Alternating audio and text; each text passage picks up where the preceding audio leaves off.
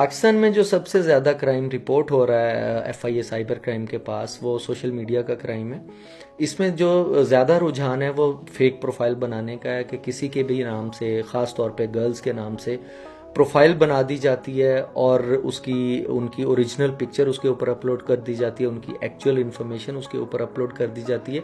और ज़्यादा स्टूडेंट्स करते हैं और ये शरारतन करते हैं, बट ये उनको नहीं पता होता कि ये वो क्राइम कमिट कर रहे हैं, तो इससे अवॉइड करना चाहिए। इसके अलावा जो है वो देखा गया कि प्रोफाइल्स को हैक करना, लाइक फेसबुक है, इंस्टाग्राम है, ट्विटर है, सोशल मीडिया का कोई भी अकाउंट को हैक करना भी क्राइम के जुमरे में आता है।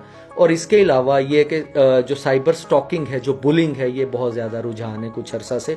किसी को थ्रेटनिंग मैसेजेस करना, उसके बारे में कमेंट्स इस तरह के थ्रेटनिंग अपलोड करना, ये साइबर स्टॉकिंग में आता है और ये भी क्राइम बहुत ज़्यादा रिपोर्ट होने वाला क्राइम है।